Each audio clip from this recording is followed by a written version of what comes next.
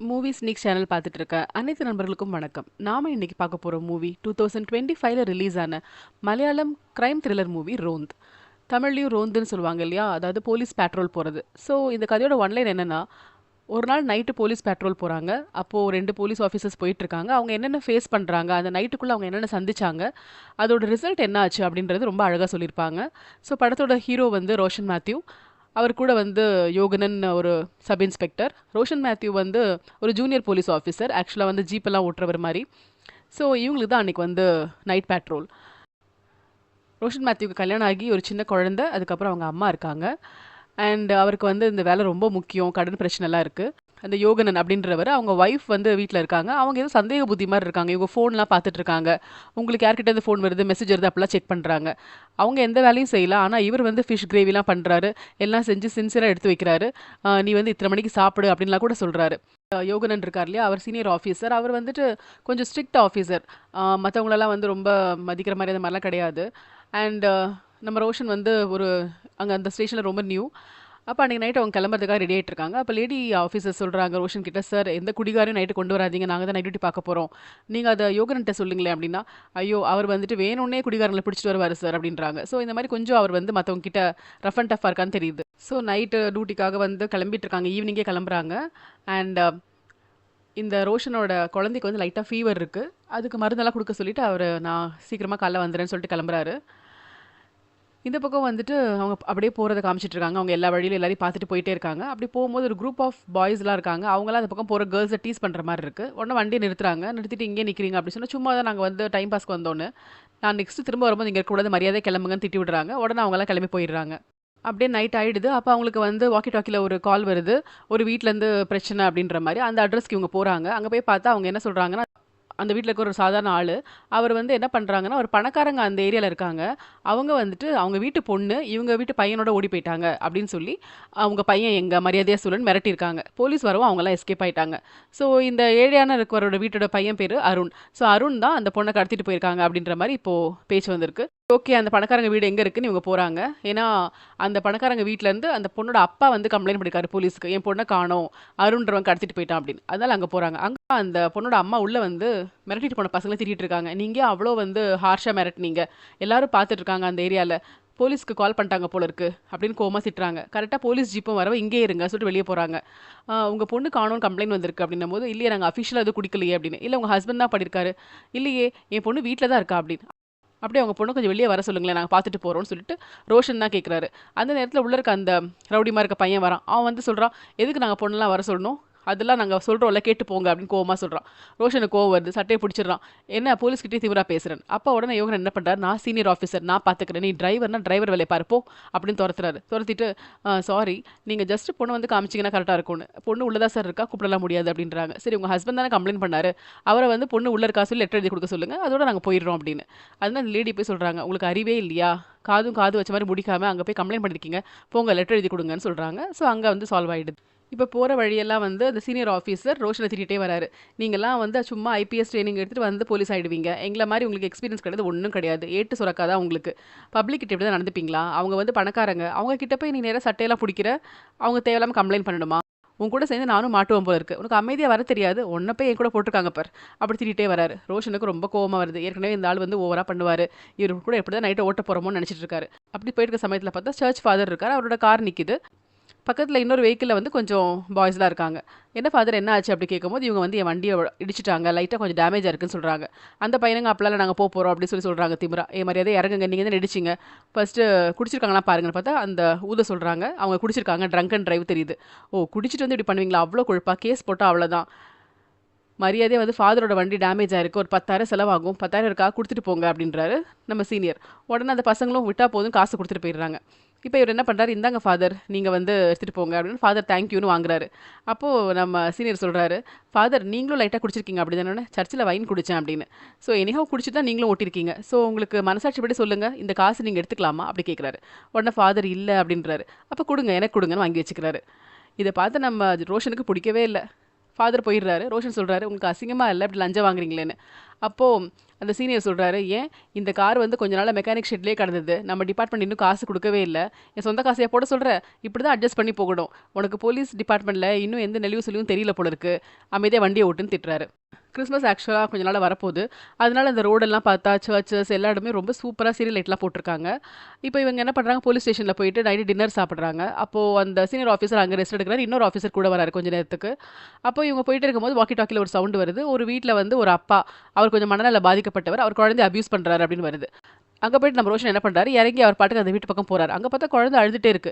அந்த மனநலம் பாதிக்கப்பட்டவன் சாமியார் மாரி ட்ரெஸ் போட்டிருக்கான். அவன் என்ன செஞ்சிருக்கான்னா, அவனோட சொந்த குழந்தை ஒரு 2 வயசு, 3 வயசு இருக்கும். கீழ உட்கார வச்சு ட்ரம் அது மேல கவுத்தி வச்சிருக்கான்.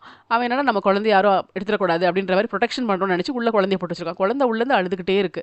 இவர் உடனே போறாரு, "ஏன் என்ன பண்ற? வெளிய வான்னு." அவர் எதிர்பார்க்கவே இல்ல, பைத்தியம் வந்து ஓவரா பண்ணும்னு. ஆனா அந்த பைத்தியக்காரன் என்ன பண்றான்னா, அருவாள் எடுத்துட்டு வரான். அப்படியே கொலை பண்றதுக்கு வரான். அவர் உடனே என்ன பண்றாரு, அப்படியே பயந்து அடிச்சுட்டு கீழ இறங்கி ஓடி வராரு. கூட இருக்க போலீஸ்மேன் சொல்றாரு, "நீ என்ன பெரிய ஹீரோன்னு நெனப்பா? தனியா போய் காப்பாத்தலாம்னு நெனச்சியா? பைத்தியத்துக்கு கூடலாம் ஏன் பிரச்சனை பண்ற? இது நம்ம கேஸ் இல்ல. எந்த பிரச்சனையும் கிடையாது. வா கிளம்பலாம்." அப்படி சொல்லி போலீஸ் ஸ்டேஷனே கூட்டு போயிடுறாரு. இவர் ஸ்டேஷனுக்கு போயிட்டு ரொம்ப வெக்ஸ்டா இருக்காரு. அப்போ அந்த யோகனன் கேட்குறாரு, "என்ன ஆச்சு?" அப்படின்னு. "இல்ல அந்த ஆஃபீஸர் வந்திருந்தாரு. ஒரு குழந்தை வந்து அபியூஸ் பண்ணிட்டு இருக்காங்க. காப்பாத்தலான்னு போனா அது கையில அருவாள்லாம் வச்சிருக்கான். ஆனா அதுக்குன்னு இவர் எந்த ஸ்டெப்பும் எடுக்கல. ஸ்டேஷனுக்கு கால் பண்ணி எக்ஸ்ட்ரா போலீஸ் ஃபோர்ஸ் கேட்கல. அவர் பாட்டுக்கு திரும்ப இங்க வந்துட்டாரு" அப்படின்னு. இவங்கலாம் போலீஸ் டிபார்ட்மெண்ட்டுக்கு ஏன் தான் வந்தாங்களோ, நான் வரேன் வா சொல்லிட்டு 2 பேர் திரும்ப போறாங்க. இப்போ கொஞ்சம் எக்ஸ்ட்ரா பீப்பிளையும் கூட்டிட்டு போறாங்க. அப்போ அந்த ஆள் வந்துட்டு இன்னும் வெறி பிடிச்ச மாரி இருக்கான். அவனோட ஜன்னல அவனே உடைக்கிறான். இவங்க மேல ஏதோ தூக்கி போடுறான். அந்த மாரிலாம் பண்ணிட்டு இருக்கான். உடனே பின்பக்க வாசல்ல கொஞ்சம் பேர் வாங்க, முன்பக்கமா வாங்க அப்படி சொல்லிட்டு வராங்க. அப்ப நம்ம ஹீரோ முன்பக்கமா போறாரு. அந்த ஆள் வந்து கையில அருவாள் வச்சிருக்காரு இப்பவும். நம்ம ஹீரோ புடிச்சிடுறாரு, தடுக்குறாரு. அதுக்குள்ள மத்தவங்களும் வந்து அந்த பைத்தியக்காரன அப்படியே புடிச்சு கொண்டு போயிடுறாங்க. உடனே குழந்தைய வந்து இவங்க எடுத்துக்கிறாங்க. சேஃபா கொண்டு வராங்க. 2 பேரும் ரிலாக்ஸ்ட் ஆயிடுறாங்க. அது முடிச்சுட்டு இவங்க வந்து அப்படியே ஜாலியா போயிட்டே இருக்காங்க. நைட்டு ஒரு இடத்துல டீ எல்லாம் குடிச்சிட்டு, திரும்ப ரோடெல்லாம் பார்த்துட்டு அப்படியே போயிட்டுருக்காங்க. வாக்கி டாக்கில வர சவுண்ட்ஸ் எல்லாம் கேட்டு ஆன்சர் பண்ணிட்டு போயிட்டுருக்கும்போது, கடைகள்லாம் இருக்கு. நைட்டு 11 மணி, 12 மணி ஆகப்போது. அந்த நேரத்தில பார்த்தா ஒரு கடை வாசல்ல வந்து ஏதோ அசைற மாரி இருக்கு. உடனே நம்ம ரோஷன் சொல்றாரு, சார் அந்த பக்கம் யாரோ திருடங்க வந்து கடைய ஏதோ உடைக்க ட்ரை பண்றாங்கன்னு நெனைக்கிறேன். ஏதோ மூவ்மெண்ட் பார்த்தேன்" அப்படின்னு. நம்ம சீனியர் ஆஃபீசர் லைட்டா சிரிச்சுட்டு, "சரி, சரி நீ போய் பாருன்னு" சொல்றாரு. இவர் உடனே அப்படியே காஷியஸா அங்க போய் பார்க்குறாரு. பார்த்தா, அங்க வந்து இந்த ரோட் பக்கம்லாம் படுத்து தூங்குவாங்க இல்லையா? அந்த மாரி நடைபாதையில படுத்திருக்கவங்க இருக்காங்க. அதுல ஒரு ஹஸ்பண்ட் அண்ட் ஒய்ஃப் வந்து ஒரு பெட்ஷீட் போத்திட்டு படுத்திருக்காங்க. அவங்க 2 பேரும் கொஞ்சம் க்ளோஸா இருக்காங்க. ஸோ இவர் திருடன் நெனச்சது வந்து ஒரு கப்பிள். அதனால இவர் கொஞ்சம் வெட்கப்பட்டு தல குனிஞ்சுட்டு வந்துடுறாரு. முன்னாடி வரும்போது அப்படியே ஒண்ணும் தெரியாத மாரி வராரு. "திருடன பார்த்தியான்னு?" நக்கலா கேட்குறாரு நம்ம சீனியர் ஆஃபீசர். "அதெல்லாம் ஒண்ணும் இல்ல சார். அவங்க திருடன்லாம் இல்லன்னு." அப்ப இவர் சிரிச்சுட்டு சொல்றாரு, "இந்த மாரி டைம்லலாம் ரோட்ல இருக்கவங்கலாம் எப்படி இருக்காங்கன்னு தெரியாதா? அவங்க அப்பவே அங்க போனத நான் பார்த்தேன். நமக்கு அப்சர்வேஷன் ஃபர்ஸ்ட் இருக்கணும். போலீஸ்னா வெறும் ஐபிஎஸ்ன்னு படிச்சா மட்டும் பத்தாது. சுத்தி இருக்க எல்லாம் தெரிஞ்சுக்கணும். அது ஒரு சாதாரண பெட்டி கடை. அந்த பக்கத்துல போய் திருட போறாங்க. அதுக்குள்ள திருடுறதுக்கு என்ன இருக்கும்? இந்த பேசிக் அறிவாவது உனக்கு இருக்கணும். அவங்க மாரி கப்பிள்ஸ் எல்லாம் நீ டிஸ்டர்ப் பண்ணியே உனக்கு பாவம் சும்மா விடாது" அப்படின்றாங்க. "ஏன்னா நீங்க தானே அனுப்புனீங்க. அந்த பாவத்துல பாதி உங்களுக்கும் வரும்" அப்படின்றாங்க. ஸோ நம்ம சீனியர் ஆஃபீஸர் கொஞ்சம் சிரிப்பா வருது. இவன் ரொம்ப வந்து இன்னசென்ட்டா இருக்கான். இன்னும் நெறைய தெரிஞ்சுக்காம இருக்கான். இவன் கூட டைம் நல்லா தான் போகுது அப்படின்னு சொல்லி சிரிச்சுட்டே இருக்காரு. "நீ பேசாம என் கூடயே எப்பவுமே பெட்ரோலுக்கு வா. உனக்கு நெறைய கத்துக் குடுக்குறேன்" அப்படின்னு நக்கலா சொல்றாரு. திரும்ப அவங்க வண்டி அப்படியே எடுத்துட்டு போகும்போது ஒரு இடத்துல ஒரு ஜீப் மாரி ஒரு வண்டி நிக்குது. உள்ள யாரு இருக்கான்னா, அந்த ஓடி போன பொண்ணோட அண்ணா. அந்த பணக்கார ஃபேமிலி இருக்கு இல்லையா? அதுல உள்ள அந்த பையன். அவன் துபாய்லேருந்து வந்திருக்கான். அவனோட ஃப்ரெண்ட்ஸும் அங்க இருக்காங்க. அவங்க ஆக்சுவலா வந்து அந்த காணாம போன பொண்ணு யார் கூட போனாங்கன்னு தேடிட்டு இருக்காங்க. அப்போ வந்து இவங்க கரெக்ட்டா பார்க்கவும், "ஐயோ! போலீஸ் வந்துருச்சே" சொல்லிட்டு அமைதியா இருக்காங்க. "எதுக்கு இங்க நிக்கிறீங்க?" அப்படின்னோனே, "இல்ல ஒரு ஃப்ரெண்ட மீட் பண்றதுக்காக நான் வெயிட் பண்றோம்" அப்படின்னு. எங்கேருந்து வரீங்கன்னா, "நான் துபாய்லேருந்து வந்திருக்கேன்." உன்னோட போர்டிங் பாஸ்லாம் காட்டுனா காட்டுறாங்க. அதெல்லாம் இவங்க பார்த்துக்கிறாங்க. ஃபோன் நம்பர்லாம் எழுதிக்கிறாங்க. ஏதோ ஒரு இடத்துக்கு போக தெரியலன்னு அவங்க சொல்றாங்க. சரி நாங்க அந்த வழியா தான் போறோம். உங்களுக்கு மெயின் ரோட காட்டுறோம்னு சொல்லி போலீஸ் ஜீப் போது. அவங்க பின்னாடியே இவங்க வந்து ஃபாலோ பண்ணிட்டு, "தேங்க் யூ சார்" சொல்லிட்டு கிளம்பிடுறாங்க. ஆனா நம்ம போலீஸ்க்கு தெரியல. எந்த குடும்பத்தில போய் நம்ம பார்த்துட்டு வந்தோமோ, அந்த வீட்ல உள்ள பையன்றது தெரியாது. இப்படியே இவங்க வந்து நைட் பேட்ரோல் போயிட்டே இருக்கும்போது, ஒரு இடத்துல வரும்போது நம்ம ஹீரோ என்ன சொல்றாருன்னா, "சார் அங்க ஒரு பொண்ணு போன மாரி இருக்கு சார்" அப்படின்னு. "எங்க?" அப்படின்னு கேட்கும்போது ஒரு இடத்த காட்டுறாங்க. அத பார்த்தோனே நம்ம சீனியர் ஆஃபீசர் சொல்றாரு, "ஓ! இந்த இடமா? நீ பார்த்துருப்ப. நீயே டார்ச் எடுத்துட்டு போய் செக் பண்ணு" அப்படின்றாரு. அது வந்து ஆக்சுவலா ஒரு பழைய பாழடைஞ்ச வீடு மாரி ஒண்ணு இருக்கு. அப்ப நம்ம சீனியர் ஆஃபீசர் சொல்றாரு, "இது வந்து ஒரு சிட் ஃபண்ட் நடத்துன ஒருத்தனோட வீடு. அவன் நெறைய மக்களோட பணத்தெல்லாம் வந்து திருடிட்டான். அதுக்கப்புறம் அவன் வந்து இங்கருந்து எஸ்கேப் ஆயி ஓடிட்டான். இந்த பக்கம் வர்றதே கிடையாது. அதான் இந்த இடம் ஃபுல்லா செடியெல்லாம் வளர்ந்து மூடி கிடக்கு. அதனால இந்த வீட்டுக்குள்ள நெறைய பேர் வந்து குடிக்கிறதுக்குலாம் வருவாங்க. அப்புறம் சில பேர்லாம் வந்து தற்கொலை பண்ணிக்கிறதுக்கு ஆவுன்னா இங்க தான் வருவாங்க. சூசைட் பண்ணிப்பாங்க" அப்படின்றாரு. ரோஷன் என்ன பண்ணுறாருன்னா அப்படியே பயந்த மாதிரி நிற்கிறாரு. நீ என்ன போலீஸ்க்கு எப்படி தான் வந்தியோ, இவ்வளோ பயந்தாங்கொல்லியாக இருக்கியே, நாங்களாம் தனியாக எல்லா இடத்துக்கும் போவோம் தெரியுமா அப்படிலாம் சொன்னோன்னே, நான் பயந்தேன்னு யார் சொன்னா, நான் போகிறேன் அப்படி சொல்லி ரோஷன் போகிறார். ஆனால் அவருக்கு பயமாக இருக்குது. டார்ச் எடுத்துகிட்டு போகிறாரு. கும்மிருட்டாக இருக்குது. அந்த வீடே பாலஞ்ச பங்களா மாதிரி இருக்குது. உள்ளே போனால் ஃபுல்லாக வந்து கண்ணாடிலாம் உடஞ்சிருக்கு, குப்பை காடு மாதிரி இருக்குது, பொருட்கள்லாம் உடஞ்சிருக்கு. யாருமே ரொம்ப நாளாக யூஸ் பண்ணாமல் அவ்வளோ டஸ்ட் இருக்குது. சில ஃபோட்டோஸ் பின்னாடி இருந்து வவ்வால்லாம் பறந்து போடுது இவர் லைட் அடிச்சோடனே. இவருக்கு பயமாக தான் இருக்குது சத்தம்லாம் கேட்டு கேட்டு. அப்படியே அவர் உள்ள ஒரு ரூம்லாம் பார்த்துட்டு போகிறார். அங்கே பார்த்தா ஒரு ஆளுயர கண்ணாடி இருக்குது. அதில் ஒரு பொண்ணோட உருவம் தெரியுது. அவ்வளோதான், பயந்துட்டு ஆன்னு கத்திட்டு ஓடி வராரு. இவர் உடனே என்னாச்சு என்னாச்சுன்றாரு. அதுக்குள்ள அவர் ஓடி வரும்போது கீழே ஒரு பெரிய மரக்கட்டை இருக்குது. அதில் கால் பட்டு பொத்துன்னு விழுந்துடுறாரு. ரோஷனுக்கு வந்து நினைவு திரும்பாமல் அப்படியே அன்கான்ஷியஸாக போயிடுறாரு. இவர் உடனே என்னாச்சுடா என்னாச்சுடா சொல்லிட்டு ஜீப்புக்கு ஓடி போய் தண்ணி எடுத்து வந்து ஃபேஸில் தெளிக்கிறாரு. இப்போ ரோஷன் எழும்புறாரு. சார் உள்ள பேய் இருக்குது சார், பேய் இருக்குது சார்னு. அப்போ நம்ம சீனியர் சொல்கிறாரு, நான் இத்தனை வருஷம் எத்தனையோ டியூட்டிக்கு போயிருக்கேன், பொணத்து கூடலாம் கூட இருந்திருக்கேன், ஆனால் நான் பேயை பார்த்ததில்ல அப்படின்றாரு. திரும்புறாரு. திரும்பி பார்த்தா அந்த பக்கம் அந்த வீட்டுக்குள்ளே யாரோ ஒரு பையன் எட்டி பார்த்துட்டு போகிற மாதிரி இருக்குது. உடனே புரிஞ்சிருச்சு அவருக்கு. அவர் நேராக போகிறாரு. வீட்டுக்குள்ளே அப்படியே கேஷுவலாக பார்த்தா 2 பேக்ஸ் இருக்குது. உடனே சொல்கிறாரு, நீங்கள் 2 பேரும் ஒளிஞ்சிருக்கீங்களே, வெளியே வாங்க அப்படின்றாங்க. பார்த்தா ஒரு பொண்ணும் ஒரு பையனும் வராங்க. பாரு இதான் நீ பார்த்த பேயின்னு. சரி எங்கேருந்து வந்திருக்கீங்கன்னு பார்த்தா இந்த பொண்ணும் பையனும் தான் ஓடி போனவங்க. அது அந்த பையன் வந்து ஒரு முஸ்லீம். ஆக்சுவலாக அருண் வந்து அவளை இழுத்துட்டு போயிருக்காங்கன்னு நினச்சிட்டு இருக்காங்க. ஆனால் அருண் வந்து இவங்களோட ஃப்ரெண்டு. அருண் வந்து இவளை கூட்டிகிட்டு வந்து இந்த பையன்கிட்ட ஒப்படைச்சிட்டான். ஸோ ஒரு முஸ்லீம் வந்து அவள் லவ் பண்ணியிருக்கா. அது இன்னும் அவங்க வீட்டுக்கு தெரியல. இவங்க 2 பேரும் தான் இப்போ எஸ்கேப் ஆகி எங்கே போகிறதுன்னு தெரியாமல் வண்டியில் பெட்ரோல் காலி ஆகிடுச்சா. ஸோ இங்கே ஒளிஞ்சிட்டு இருக்காங்க. நீங்கள் இங்கே இருக்கக்கூடாது, நீங்கள் வந்து ஸ்டேஷனுக்கு வாங்கன்னு சொல்லி ஸ்டேஷனில் லேடி போலீஸ் கிட்ட சொல்லி அவங்கள உட்கார வச்சிடுறாங்க.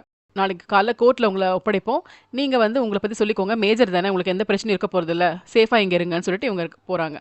அந்த நேரத்தில் செம மழை பெய்யுது. அப்போ நம்ம ரோஷனுக்கு கால் வருது. அவங்க ஒய்ஃப் கால் பண்ணுறாங்க. ஃபீவர் ரொம்ப ஜாஸ்தியாக போயிட்டுருக்கு, குழந்தைக்கு நிற்கவே இல்லை, மருந்தெல்லாம் கொடுத்து கூட நிற்கல அப்படின்னு அவங்க அழுறாங்க. உடனே இவர் வந்துட்டு சீஃப் கிட்ட சொல்கிறாரு, சார் என் வீட்டிலேருந்து கால் வருது, நான் டக்குன்னு போயிட்டு வரட்டுமான்னு. என்ன ஆச்சு, குழந்தை உடம்பு சரியில்லை, வா நம்ம ஜீப்லேயே போகலாம் சொல்லிட்டு நம்ம சீஃப் வந்து வண்டி ஓட்டுறாரு. இவங்க வந்து உட்காந்துட்டு இருக்காங்க. வீட்டுக்கு போகிறாங்க. குழந்தை, அவங்க அம்மா, பாட்டி எல்லாருமே வண்டியில் ஏறுறாங்க. இவ்வளோ நேரம் வெயிட் பண்ணீங்களா, எங்கேயாவது வண்டி எடுத்துகிட்டு போயிருக்கலாம்ல அப்படின்றாங்க. பக்கத்து வீட்டில் யாரும் இல்லை, ஹெல்ப்புக்கு ஆள் இல்லை, ரொம்ப மிட் நைட் ஆகிடுச்சு இல்லை சொன்னோன்னா சரி கூப்பிட்டு போகிறாங்க. ஹாஸ்பிட்டல் அட்மிட் பண்ணுறாங்க. குழந்தைக்கு வந்து ட்ரிப்ஸ் எல்லாம் போடுறாங்க. சீஃபும் வந்து பார்த்துட்ருக்காரு. அண்ட் ஹீரோ வந்து குழந்தைக்கு அப்படியே கேர்லாம் கொடுத்துட்ருக்காரு. போலீஸ் ஜீப்லேருந்து அந்த அம்மாவும் குழந்தையும் இறங்கும்போது ஆட்டோக்காரங்க பார்ப்பாங்க. அவங்க நினைப்பாங்க போலீஸ் எங்கேருந்து பிக் பண்ணிட்டு வந்துருச்சு, இவங்கெல்லாம் ப்ராஸ்டியூட் போல நினச்சிப்பாங்க. அவங்க நேரடியாக வந்து ரோஷன் கிட்டே கேட்பாங்க, யார் சார் எந்த லாட்ஜ் பிடிச்சிங்கன்னு. அவருக்கு ரொம்ப கோவம் வரும். அவர் மருந்து வாங்க போகிறாரு. அப்போது சீஃப் சொல்லுவார், நீ போன்னு சொல்லிட்டு, நாளைக்கு உங்கள் அம்மாவும் ஒய்ஃபும் நடுரோட நின்றுட்டு வழி இல்லாமல் தவிக்கும் போது போலீஸ் ஜீப் தான் காப்பாற்றி நாங்கள் பத்திரமா கொண்டு விடுவோம். அப்போ அவங்களும் நீ இப்படி தான் சொல்லுவியான்னு கேட்டோன்னா அவங்க அப்படியே அமைதியாக இருப்பாங்க. இனிமேல் போலீஸ் ஜீப்பில் வரவங்களெல்லாம் ப்ராஸ்டியூட் நினச்சேன்னா அவ்வளோதான், கிளம்பு சொல்லி திட்டி அனுப்புவார். அந்த நேரத்தில் திரும்ப வாக்கி டாக்கியில் அவங்களுக்கு ஒரு இன்ஃபர்மேஷன் வருது. ஒரு வீட்டில் வந்து ஒரு பொண்ணு சூசைட் பண்ண போகிறேன்னு சொல்கிறா. அவள் டிப்ரெஷன் பேஷண்ட், சீக்கிரம் போங்கன்னு சொல்லிட்டு அந்த அட்ரஸ் வந்து இவங்க பார்த்துட்டு உடனே போகிறாங்க 2 பேரும். அங்கே போனால் அந்த வீட்டோட அம்மா வந்து அழுதுட்டுருக்காங்க. உடனே இவங்க ஓடி போகிறாங்க. அந்த கதவை வந்து இடிச்சிட்டு உள்ளே போகிறாங்க. பார்த்தா நம்ம ரோஷன் பார்க்குறாரு. அவள் வந்து தூங்கிட்டா. உடனே அவர் அப்படியே காலை பிடிச்சிக்கிறாரு. அப்போ நம்ம சீஃப் சொல்கிறாரு, விட்டுரு அவள் இறந்து போய் கொஞ்ச நேரம் ஆயிடுச்சு அப்படின்னு. ஸோ அந்த லேடி வந்து இறந்து போயிட்டாங்க. அண்ட் இதை வந்து ஆப்போசிட்டில் லேப்டாப்பில் அவங்க ஹஸ்பண்ட் பார்த்துட்டு இருக்காரு. ஆக்சுவலாக அவர் பேசிகிட்டு இருக்கும்போது இந்த லேடி கண்ணு முன்னாடி தூக்கு போட்டுருச்சு. ஸோ அவர் வந்து ஐயோ என் பொண்ணாட்டை காப்பாற்றுங்கன்னு அழுறாரு. இதை பார்த்து ரோஷன் கஷ்டமாக இருக்குது. லேப்டாப்புக்குள்ளே ஷட் டவுன் பண்ணிடுறாரு. அப்போ பார்த்தா கட்டில் சின்ன பாப்பா வேறு இருக்குது. ஒரு 2 வயசு குழந்தை அழுதுட்டு இருக்கு. ஸோ குழந்தை முன்னாடியே அம்மா இந்த வேலையை பண்ணியிருக்காங்க. குழந்தைய டக்குனு சீனை தூக்கிட்டு போகிறாரு, கீழே போய் கொடுக்குறாரு காம் பண்ணிட்டு. ஸோ இந்த சீனை பார்த்த உடனே 2 பேரும் ரொம்ப அஃபெக்ட் ஆகிட்டாங்க. 2 பேரும் ரொம்ப ஸ்ட்ரெஸ் ஆகிடுறாங்க. இது மாதிரி அவங்க நைட் எதிர்பார்க்கவே இல்லை. அப்போ அந்த லேடியை வந்து பேக் பண்ணுறதுக்கு பாடி பேக்கோட அவங்க போலீஸ் ஸ்டேஷனில் ஆள் வர சொல்கிறாங்க. அவங்க வரதுக்கு லேட் ஆகுது. அப்புறம் 2 போலீஸ் ஆஃபீஸர்ஸ் வராங்க. ஏன் வர இவ்வளோ லேட்டுன்னு திட்டிட்டு அந்த சீஃபும் நம்ம ஹீரோவும் கிளம்பி போகிறாங்க. அவங்க ஸ்டேஷனுக்கு போகிறாங்க. இதில் ரோஷன் வந்து ரொம்பவே அஃபெக்ட் ஆகி அப்படியே உட்காந்துக்கிட்டு இருக்காரு. அதை பார்த்துட்டு நம்ம சீஃப் என்ன பண்ணுறாருன்னா, போலீஸ் ஸ்டேஷனில் சில சரக்கெல்லாம் வாங்கி வச்சுருப்பாங்களே, கைப்பற்றிருப்பாங்களே, அது இருக்குது. அதை சீல் உடச்சி அவர் கொஞ்சம் ஊற்றி கொடுத்து குடி, உனக்கு இதான் ஸ்ட்ரெஸ் போக வைக்கும் சொல்லி அவருக்கு ஒரு கிளாஸ் கொடுக்குறாரு. இவரும் குடிச்சிக்கிறாரு. அப்புறம் அவங்க உடனே கிளம்புறாங்க. அந்த நேரத்தில் இன்னொரு ஆஃபீஸர் ஃபர்ஸ்ட் அந்த பைத்தியக்காரனை பார்க்க போயிருப்பார்லே, அவர் வராரு. அவர் என்ன பண்ணுறாரு, அந்த பேலன்ஸ் இருக்குது அவரும் குடிக்கிறாரு. திரும்ப அவங்க போகும்போது சீஃப் வந்து என்ன பண்ணுறாருன்னா, அவங்க ஒய்ஃபை போய் பார்த்துட்டு வர போகிறாரு. ஏன் நடுராத்திரி வந்தீங்க அப்படின்னு கேட்குறாங்க. அதெல்லாம் ஒன்றில் சும்மா தான் நான் வந்தேன் சொல்லிட்டு அவர் பார்த்துட்டு போகிறாரு. அவங்களுக்கு வாக்கி டாக்கியில் இன்னொரு இன்ஃபர்மேஷன் வருது. ஒரு வீட்டில் வந்து ஏதோ பேக் சைடு வழியாக உடச்சிட்டு வந்து கிச்சன்லாம் நாசம் பண்ணி அந்த வீட்டில் இந்த பையனை வந்து கடத்திட்டு போயிட்டாங்க அப்படின்ற ஒரு இன்ஃபர்மேஷன் வந்திருக்கு. உடனே இவங்க அங்கே போகிறாங்க. அங்கே போனால் அந்த வீட்டில் ஒரு ஆள் இருக்காங்க. அவங்க சொல்கிறாங்க, நான் இந்த பையனோட சித்தப்பா, வீட்டில் மற்றவங்கலாம் வந்து அந்த பையனோட அக்காவுக்கு டெலிவரி, ஸோ எல்லாருமே வீட்டில் கிடையாது, போயிட்டாங்க, நான் பக்கத்தில் தான் இருக்கேன். ஆக்சுவலாக எனக்கே ஃபஸ்ட்டு தெரியல, ஆனால் ஆப்போசிட் ஹவுஸில் அவங்க பார்த்துட்டு தான் எனக்கு கால் பண்ணாங்க அப்படின்னு. ஆப்போசிட் ஹவுஸில் ஒரு முஸ்லீம் லேடி இருக்காங்க. அவங்க வந்து அந்த பையனை கடத்திட்டு போகும்போது அதை பார்த்துருக்காங்க. ஸோ எனக்கு ஃபேஸ்லாம் தெரியாது, ஆனால் நான் அந்த ஜீப்போட நம்பரை எழுதிட்டேன் அப்படின்னு சொல்லி நம்பர் கொடுக்குறாங்க. ஸோ இந்த நம்பரை வந்து நம்ம சீஃப் என்ன பண்ணுறாரு, உடனே கண்டுபிடிக்க சொல்லி ஆர்டிஓ குடுக்குறாரு. இந்த வீட்ல உள்ள பையன் யாருன்னா நவீன். அவனோட ஃப்ரெண்ட் அருண். அருண் தான் வந்து அந்த பொண்ண இழுத்துட்டு போனதா இப்போ ஃபர்ஸ்ட் நெனச்சிட்டு இருக்காங்க இல்லையா? ஸோ அருண், நவீன் 2 பேரையும் கடத்திட்டு போன மாரி இருக்கு. அப்ப அந்த ஜிப்சி காரோட இதெல்லாம் இன்ஃபர்மேஷன் கிடைக்குது. உடனே வந்து நம்ம பார்த்தோமே இன்னைக்கு நைட் ஒரு ஜிப்சி கார் அதுவா இருக்குமோ அப்படின்னு பார்க்குறாங்க. நம்பர் 2 ஒண்ணு தான். சரி அவன் குடுத்த நம்பருக்கு கால் பண்ணுங்க. ஃபோன் நம்பர் அப்படி பண்ணா அது தப்பான நம்பரா இருக்கு. நீ ஏன் கரெக்டான நம்பர் வாங்கலன்னு கோவப்படுறாரு நம்ம சீஃப். அப்ப அந்த ரோஷன் சொல்றாரு, எனக்கு என்னவோ டவுட்டா இருக்கு. 2 பையன வேற கடத்திட்டு போயிருக்காங்க. ஏன் அந்த காணாம போன பொண்ணோட ஃபேமிலியா அது இருக்கக்கூடாது? இது எப்படி கன்ஃபார்ம் பண்றது? அப்படின்னு பார்த்துட்டு இவங்க என்ன பண்றாங்க, போலீஸ் ஸ்டேஷனுக்கே போறாங்க. அங்க போய் அந்த பொண்ணு இருக்கா. அந்த பொண்ணுகிட்ட வந்து உங்க அண்ணன் துபாய்ல வந்திருக்கானான்னு கேட்டா ஆமான்னு சொல்றா. அவன் ஃபோட்டோ கொஞ்சம் காட்டுன்றாங்க. அந்த பொண்ணு அவளோட ஃபோன் எடுத்து காட்டுறா. அப்ப கன்ஃபார்ம் ஆயிடுச்சு. இவங்க பார்த்த அதே பையன். ஸோ அவங்க அண்ணனோட நம்பரை வாங்கிட்டு நம்ம சீஃப் என்ன பண்ணுறாரு, வாய்ஸ் மெசேஜ் அனுப்புறாரு. ஏய் ஒழுங்கா வந்து என்கிட்ட திருப்பி உடனே கால் பண்ணு, நான் வந்து இன்ஸ்பெக்டர் பேசுகிறேன் அப்படின்னு. அப்போ அந்த இடத்துல என்ன ஆகுது, அவங்க ஜீப்பை நிறுத்திட்டு அந்த பையனை 2 பேரையுமே அடிச்சிட்டு இருக்காங்க. சொல்லு என் தங்கச்சி எங்கன்ற மாதிரி பண்ணிட்டு இருக்காங்க. அதாவது இந்த வாய்ஸ் மெசேஜ் பார்த்துட்டு இந்த பையன் கீழே இறங்கி வரான். சார் சொல்லுங்க சார் அப்படின்னும் போது, உங்ககிட்ட அந்த பசங்க இருக்காங்க தெரியும், மரியாதை விட்டுருன்னு. இல்லை என் தங்கச்சி கண்டுபிடிக்க விட மாட்டேன் அப்படின்னு. உன் தங்கச்சி நாங்கள் கண்டுபிடிச்சி வச்சிருக்கோம், இது லூஸ் மாதிரி வேலை பண்ணாத. அவள் வந்துட்டு அவள் லவரோட இங்கே தான் இருக்கா. அவள் லவர் வந்து முஸ்லீம் பையன். 2 பேரும் ஸ்டேஷனில் இருக்காங்க. உனக்கு ஒரு தங்கச்சி தானே வேணும், நான் உன் தங்கச்சி அனுப்பிடுறேன், நீ அவங்கள கொண்டு வந்து இங்கே ஒப்பட அப்படின்னு சொல்கிறாங்க. இந்த நேரத்தில் வந்து ஃப்ரெண்ட்ஸ் எல்லாம் என்ன பண்ணுறாங்க, ஒரு பையனோட கழுத்தை பிடிச்சி அமுக்கிட்டே இருக்காங்க, அந்த நவீன்ற பையனோட கழுத்தை.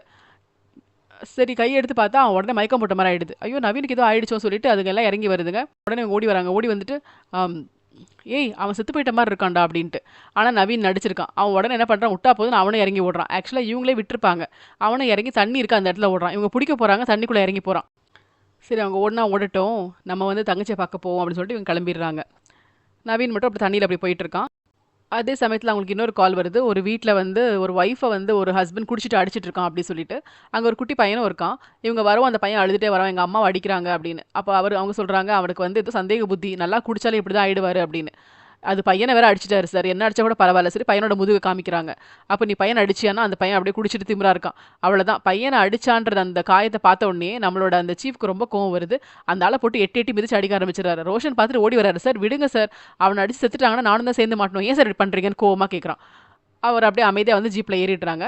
அவங்க தனியாக ஒரு இடத்துல போய் ரெஸ்ட் எடுக்கலாம்னு நிறுத்துறாங்க. ரோஷன் வந்து பேசவே இல்லை, இவர் பாட்டுக்கு லூஸ் மாதிரி அடிக்கிறாரு அப்படின்னு சொல்லி கோவமாக உட்காந்துட்டு இருக்கான். அப்போ அவர் சொல்கிறாரு, என் மேலே கோவப்படாத, ஆக்சுவலாக வந்து என் ஒய்ஃப் வந்து ஒரு டிப்ரெஷன் பேஷண்ட்டு. அவளை வந்து கல்யாணம் பண்ணும்போது நல்லா தான் இருந்தது. 1 இயரில் பேபியும் ஃபார்ம் ஆயிடுச்சு. ஆனால் குழந்தை பிறக்கிறது 2 டேஸ் முன்னாடி வயிற்றுக்குள்ளே அது இறந்து போச்சு. நார்மலாக இந்த குழந்தை டெலிவரி ஆகணும், இல்லைனா அடுத்த குழந்தை ஜெனிக்காது அப்படி சொல்லிட்டாங்க. அதனால நாங்கள் வெயிட் பண்ணோம். 2 டேஸ் கழிச்சு குழந்தை பிறந்தது. அது பிறந்த உடனே இறந்து பிறந்திருக்குன்ற விஷயம் என் ஒய்ஃபுக்கு அப்போ தான் தெரியும். அவளால் தாங்கிக்கவே முடியல. அதுலேருந்து அவள் ரொம்ப டிப்ரெஷனில் போயிட்டா. அவள் வந்து 2 தடவை சூசைட் அட்டெம்ப்ட் பண்ணியிருக்கா. நான் தான் அதுக்கப்புறம் காப்பாற்றி ஃபுல்லாக எல்லா வேலையும் செஞ்சு பார்த்துக்கிறேன். அவள் மருந்து எடுத்துகிட்டு இருக்கா. ஸோ அதனால் ஒரு குழந்தைங்களை அப்யூஸ் பண்ணாலும் தாங்கிக்க முடியாது, அதான் நான் அப்படி நடந்துக்கிட்டேன் அப்படின்னு சொல்கிறாரு. ஸோ இப்போ தான் வந்து நம்ம ஹீரோக்கும் புரியுது, இவர் அந்த ட்ரம்மில் மாட்டின குழந்தைய காப்பாற்றினது, அப்புறம் தன்னோட குழந்தைக்கு உடம்பு சரியில்லைன்னு ஓடி வந்து ஹெல்ப் பண்ணது, அதெல்லாம் பார்க்கும்போது பாவமாக இருக்குது. சரி சார் விட்டுருங்க சார், சாரி சார் அப்படின்னு சொல்கிறாரு. ஸோ அவங்க அங்கேயே ரெஸ்ட் எடுக்கிறாங்க, நல்லா தூங்குறாங்க. அதுக்கப்புறம் திரும்பவும் கால் வருது. அதனால் மார்னிங்கும் ஆகிடுது. அவங்க ஸ்டேஷனுக்கு வராங்க. அங்கே வந்து அந்த துபாய்க்காரர் இருக்கான் இல்லையா, அவன் வந்து அந்த அருண் இருக்கான், அவன் வந்து எங்கேயும் எஸ்கேப் ஆகல, அவன் அங்கே தான் இருக்கான். அவனை பத்திரமா கொண்டு வந்து விட்டுறாங்க. அவனுக்கு எந்த பிரச்சனையும் இல்லை. இந்த நவீன் தான் தண்ணியில் அப்படியே ஸ்விம் பண்ணிட்டு போயிட்டான். ஸோ அருண் வந்து அவங்க அப்பா கால் பண்ணி நான் பத்திரமா இருக்கேன் அப்படின்னு சொல்லிட்டான். ஸோ துபாய்க்காரர் வந்து அவங்க அம்மாக்கெல்லாம் வந்து தங்கச்சி இங்கே தான் இருக்கான்னு சொன்னோன்னே அவங்க அம்மா இன்னொரு ஃபேமிலி ஃப்ரெண்ட் இருக்காங்க, 2 பேர் வராங்க. வந்துட்டு என் பொண்ணை வெளியே அனுப்புங்க, இன்னும் 1 வீக்கில் கல்யாணம் அப்படின்னு சொல்கிறாங்க. அதெல்லாம் நீங்கள் நினச்சாலும் அனுப்ப முடியாது, நீங்கள் வந்து கோர்ட்டில் போய் உங்கள் பொண்ணை பார்த்துக்கங்க அப்படின்னு சொல்லி அனுப்புகிறாங்க. ஸோ ரோஷன் என்ன பண்ணுறாருன்னா, அந்த லவர்ஸ் கிட்ட சொல்கிறாங்க, எங்களுக்கு டியூட்டி முடிஞ்சிச்சு, நாங்கள் நாளை தான் வருவோம், நீங்கள் பத்திரமா கோர்ட்டில் விட்டுருவாங்க, பாய் சொல்லிட்டு கிளம்புறாரு. அப்போ பார்த்தா அந்த தண்ணியில் போனான் இல்லையா அந்த நவீன், அவன் வந்து தண்ணியில் பாறையில் அடிபட்டு அவன் செத்து கிடக்கான். ஸோ வந்துட்டு ஆக்சுவலாக வந்துட்டு இப்போ எப்படி இருக்குன்னா, அந்த துபாய்க்காரன் கொண்டு போனான் இல்லையா, அவன் தானே கடத்திட்டு போனான். ஸோ அவன் தான் கொலை பண்ண மாதிரி இருக்குது. ஆனால் நவீன் ஸ்விம்மிங்கில் ஏதோ ஆகி தான் செத்துருக்கான். இப்போ என்ன ஆகுதுன்னா, சீனியர் மோஸ்ட் போலீஸ் ஆஃபீஸர் இருக்கார். அவர் என்ன பண்ணுறாருன்னா, இந்த துபாய் ஃபேமிலி அவங்களுக்கு வந்து ஃப்ரெண்டு. அப்போ அவர் என்ன பண்ணுறாரு, துபாய் பையன் அவங்க ஃப்ரெண்டெல்லாம் அங்கே வந்து ஒரு இடத்துல மீட் பண்ணுறாங்க. உங்களுக்கு என்ன பைத்தியம் பிடிச்சிருக்கா, அவனுக்கு அடுத்து வந்து விட்டுருக்க வேண்டியதானே, எதுக்கு வந்து அவனை கொலை பண்ணீங்கன்னு கேட்குறாங்க. சார் நான் எதுவுமே பண்ணலை, அவன் இறங்கி ஓடிட்டான் சார், அதில் எதுவும் ஆயிருக்கு, நாங்கள் ஒன்றும் பண்ணல. ஆனால் பார்த்தா இப்போ அப்படி தான் தெரியுது. அதுவும் நீங்கள் யோகனன் கண்ணில் போய் மாட்டினீங்களே, அவன் வந்து உங்களை பார்த்து வச்சிருக்கான், என்ன அப்போது தெரில, நான் சொல்கிற மாதிரி நீங்கள் பண்ணுங்கன்னு அவர் வந்து ஏதோ ஒரு பிளான் பண்ணி கொடுக்குறாரு. வந்து யோகனன் வீட்டுக்கு போயிட்டு கிறிஸ்மஸ்க்கு ரெடி பண்ணுறதுக்காக நிறைய பொம்மைலாம் வாங்கணும், குடியில் நம்ம பண்ணணும், கிறிஸ்மஸ் ட்ரீ பண்ணணும், ஒய்ஃப்ட்ட பேசிட்டு இருக்காங்க. ஒய்ஃபும் கேட்டுகிட்டே இருக்காங்க. அந்த பக்கம் ரோஷன் என்ன பண்ணுறாரு, குழந்தைக்கு சாப்பாடுலாம் ஊட்டி அங்கே ஹாஸ்பிட்டலில் பிஸியாக இருக்காரு. டிவியில் வந்து நியூஸ் வருது. அது யோகனனுக்கு யாரோ கால் பண்ணி சொல்கிறாங்க. பார்த்தா போலீஸ் வந்து ரொம்ப மோசமா நடந்துக்கிறாங்க. இறந்து போன பையன் ஒரு தலித் ஃபேமிலி. ஸோ அவன் வந்து பாவப்பட்டவன். ஒரு கப்பிள் வந்து கல்யாணம் பண்ணிக்கிறதுக்காக ஹெல்ப் பண்ணும்போது, அவன வந்து அந்த வீட்டுக்கு பணக்கார அண்ணா அவங்கலாம் கடத்திட்டு போகும்போது போலீஸும் ஹெல்ப் பண்ணியிருக்கு. அவங்க தான் அந்த கொலைக்கு காரணம் என்னன்னு ரோஷனும் காரணம்ன்ற மாரி சொல்றாங்க. உடந்தை அப்படின்னு. இவங்களும் அந்த அண்ணன் ஃபேமிலி வந்து வழி தெரியாம நிக்கும்போது பேசின சிசிடிவி ஃபுட்டேஜ் அங்க வருது. அதுக்கப்புறம் ஃபோன் ரெக்கார்டிங்கும் வருது.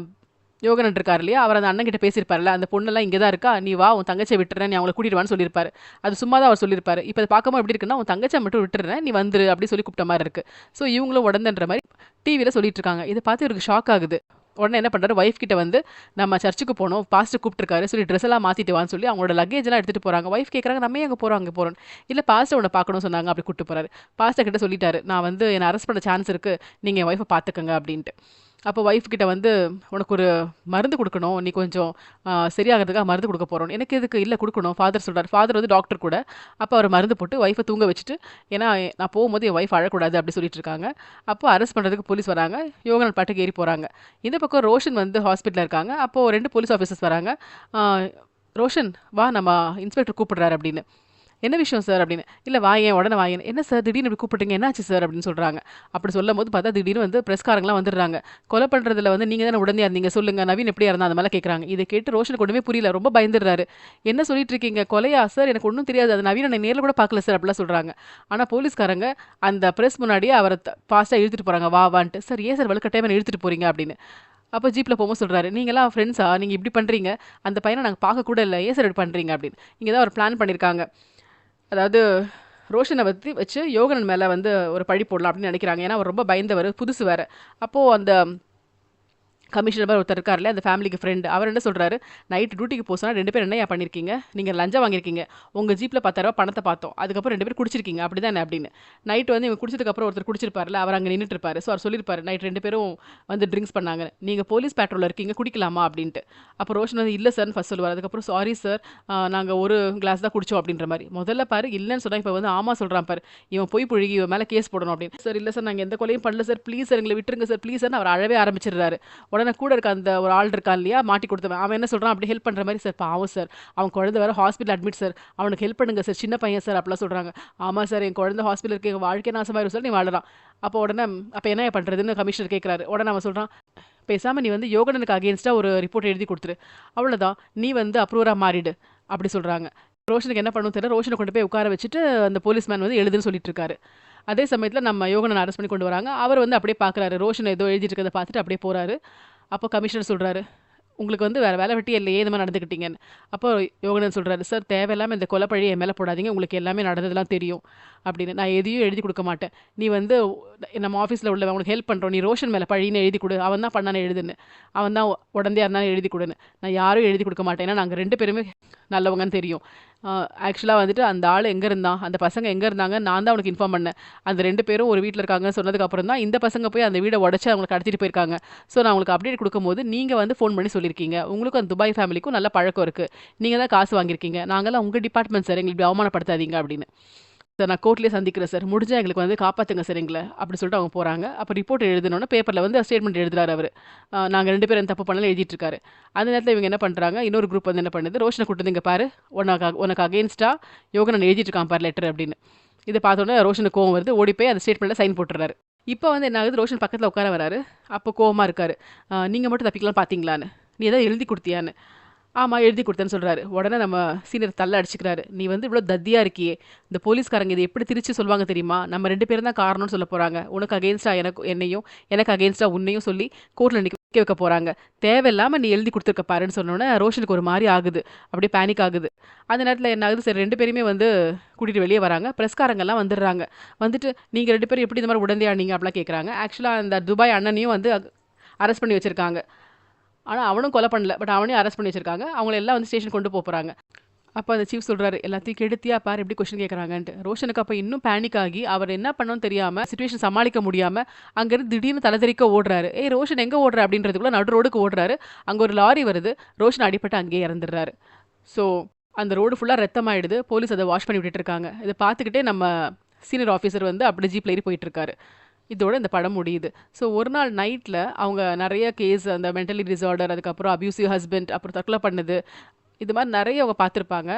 அதில் வந்துட்டு ஒரு டெத்தும் ஆயிடுது. அது இவங்க யாரும் பண்ணல. ஆனா வந்துட்டு இவங்க தான் பண்ணாங்க அப்படின்ற மாரி அத மாத்தி, அந்த துபாய் பையன் மாட்டிக்க கூடாது சொல்லி இவங்கள வேற வந்து அதில புடிக்கிற மாரி வந்து, அது ஈஸியா கோர்ட்ல போய் வெளிய வந்திருக்கலாம். ஆனா ரோஷனுக்கு வந்து அந்த ஒரு எக்ஸ்பீரியன்ஸ் இல்லாதனால, அவரு பயந்து போய் இறந்தே போயிடுறாரு. ரொம்ப இன்ட்ரஸ்டிங்கா இருந்தது படம். போரிங்காவே இல்ல. வித்தியாசமான படமா இருந்தது. இதே மாரி இன்ட்ரஸ்டிங் மூவியோட சீக்கிரம் உங்கள மீட் பண்றேன். அதுவரைக்கும் நன்றி. வணக்கம்.